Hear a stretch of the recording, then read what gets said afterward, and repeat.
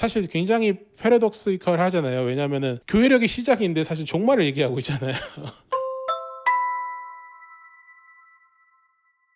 안녕하세요. 월시 코치입니다.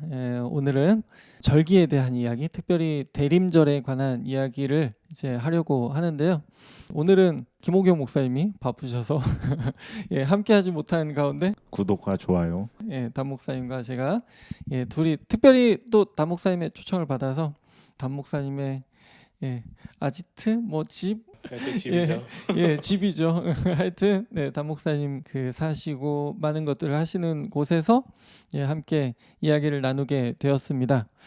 오늘은 대림절, 어쨌든 절기에 관한 이야기인데요. 대림절, 사순절, 절기 이런 것들은 몇 가지는 제가 이미 영상을 찍었었고요. 간단히 이야기를 하면서 그러면서 특별히 그때는 좀 찬송가 이야기들도 같이 이야기를 했던 것 같아요. 그 절기마다 어떤 찬송가를 부를 수 있을까? 특별히 그리고 대림절 꼭 빨리 다시 한번 찍었으면 좋겠다 생각을 했던 것은 2년쯤 전에 대림절 찬송가 관련해서 찍었던 영상인데 그때 제가 진짜 일단 올려보자 하는 생각으로 일단 찍고 좀 많이 어색하고 이상한 부분이 있지만 그래도 찍고 찬송 부른 것도 노래도 이상하고 잘 못 부르고 막 그랬지만 일단은 올리자 해가지고 올렸는데 생각보다 이상하게 작년에 조회수가 갑자기 대림절에 관한 관심이 사람들이 그래도 있어서인지 좀 올라갔어요. 근데 이 영상을 놔둬야 되나 말아야 되나 분명히 도움이 됐다는 분은 계신데 어떻게 해야 되나 하는 고민 가운데 작년에도 찍고 싶었는데 개인적인 사정으로 작년엔 못 찍고 올해 하여튼 대림절에 관한 이야기를 이제 담 목사님과 하게 되었습니다. 절기에 관한 이야기니까 그래도 기독교 절기 거기에 관해서 우리가 도대체 거기에 어떤 의미가 있길래 절기를 이렇게 이야기를 하고 조금은 특별하게 절기를 지켜보려고 하는지 거기에 관해서 조금 이야기를 해주시면 좋을 것 같습니다. 네. 엄밀히 말하면 대림절, 사순절 이런 절기는 성경에 없죠. 그래서 어떤 사람들은 성경에 없으니까 지키지 말아야 된다라는 이야기를 하는데 예수님께서 승천하신 다음에 다시 오겠다 말씀하셨는데 그것을 기다리는 사람들이 결국은 한 주 단위로 그리고 하루 단위로 그리고 1년 단위로 예수 그리스도를 다시 한번 기억하는 그런 기억 장치들을 만들고 그렇게 살아갔는데 그 중에 이제 1년 단위의 주기가 바로 이제 교회력이죠. 그래서 예수 그리스도의 생애 주기를 따라서 대림절부터 시작해서 지난주였던 왕이신 그리스도 주일, 이 영상이 언제 나가죠?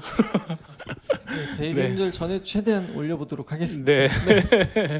그래서 왕이신 그리스도 주일로 이제 마무리가 되는데 이런 절기 중에서는 정말 교회 시작하자마자 생겨났던 그런 절기들이 있고 나중에 생겨난 것들이 있는데 이 모든 것들이 사실 교회의 역사 안에서 전통에 속한 부분이죠. 그리고 그 역사 안에서 우리가 주님을 기억하고자 하는 어떤 장치들을 만들었기 때문에 마땅히 존중하고 그리고 지켜야 된다고 저는 그렇게 생각을 하고 있습니다. 교회 전통에 따라서 그렇지 않는 사람들도 있는데 없으니까 하면 안 된다 이런 식으로 너무 쉽게 얘기하는 부분은 좀 아쉬운 부분이고요. 그래서 오늘 이제 대림절에 대해서 이야기를 하는데 대림절은 결국 예수님께서 오셨고 또 장차 다시 오실 것에 대해서 이미 오심과 다시 오심 그리고 사실은 다시 오심에 사실 방점이 더 많이 있죠. 그렇게 지켜지게 됩니다. 그래서 대림절이라는 이름 자체가 대림절 혹은 감리교 같은 경우에는 강림절 그리고 예전에는 대강절 이런 이름들로 이제 사용이 됐었는데요.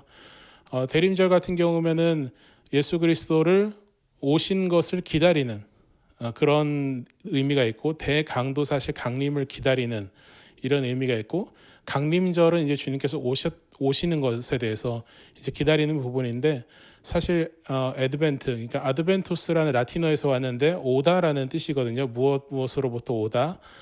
그렇기 때문에 사실은 강림절이 의미상으로는 맞는 것 같은데 사실 그 오심을 계속 우리는 기다리고 있잖아요. 그래 우리의 상황과 이렇게 맞닥뜨려서 생각을 했을 때는 대림절이라는 부분이 사실 사용하기에 적합하다라는 그런 생각이 듭니다. 그래서 부활절 이전에 부활절 준비 기간으로서 사순절이 있듯이 성탄절을 준비하는 기간으로서의 대림절 굉장히 중요하고 이 시간을 통해 갖고 주님을 대망하고 그리고 예수님께서 초림하셨을 때처럼 또 장차 다시 오실 것에 대한 그런 기대를 갖고 주님을 기다리는 그런 시간으로서의 절기가 대림절이 될 것이라고 생각합니다. 예, 감사합니다. 벌써 이제 의미 쪽을 많이 설명을 해주셨는데 의미에 있어서 그래도 저도 이제 그냥 잠깐 돌아봤을 때 책에 있는 것들뿐만 아니라 그냥 저희 아마도 같이 거의 들었던 그 수업에서 예배학 개론에서 들었던 내용들을 잠깐 이제 저도 보니까요. 제가 아마 그 수업 듣고 나서부터 대림절이 올 때마다 도대체 어떤 노래를 할 수 있을까 특별히 이런 것들을 많이 고민을 했던 것 같은데 그때 얘기했던 부분이 어쨌든 이제 사이클 이야기를 하면서 특히 이제 삶과 죽음에 대한 이야기를 하셨었고 그러면서 이제 그 특별히 대림절 같은 경우는 죽음 그리고 재림 심판을 기억하는 날이다라고 들었던 것 같아요. 그래서 아기 예수는 이미 왔다 가셨지만 그러니까 초림은 끝났지만 다시 오겠다고 하셨다. 근데 다시 오실 때는 심판자로 오신다. 심판자로 오셔서 이 세상을 심판하실 것에 대한 그 기대인 거잖아요. 그래서 지금의 상황에서 끝나고 새로운 시작 거기에 대한 기대. 그러니까 지금의 상황들, 지금의 예수님이 오시기 전의 상황들, 문제들 그런 것들이 다 끝나고 다시 시작될 것에 대한 그런 기대이지만 그렇기 때문에 우리를 더욱더 돌아보게 되는 시간으로 이제 들었었거든요.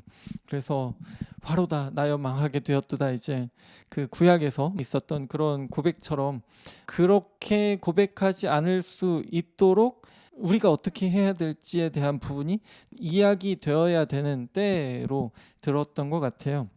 그래서 종말 지금 같은 경우는 물론 뒤에 다시 이야기를 하겠지만 종말보다는 이제 예수님의 초림, 처음 오심, 그러니까 성탄 앞에 있는 그런 기간으로서의 좀 성격이 강한데 그것보다는 참회적 성격이 강한 회개하고 우리를 돌아보고 그리고 정말 예수님이 다시 오셨을 때 우리가 어떤 모습일 수 있을까?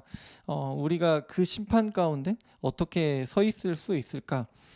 그것을 좀 더 생각하는 그런 기간으로 들었던 것 같아요.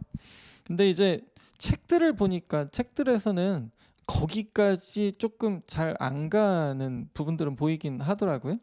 제임스 화이트 같은 경우는 이제 전에 계속 얘기했던 예배학 개론 그 책에서는 대강절은 그리스도가 과거에 우리에게 주신 은총에 감사하고 그가 다시 오실 것을 기대하는 때이다 라고 하면서 여기에는 공포와 약속이 함께 포함되어 있다라고 이야기를 했고요.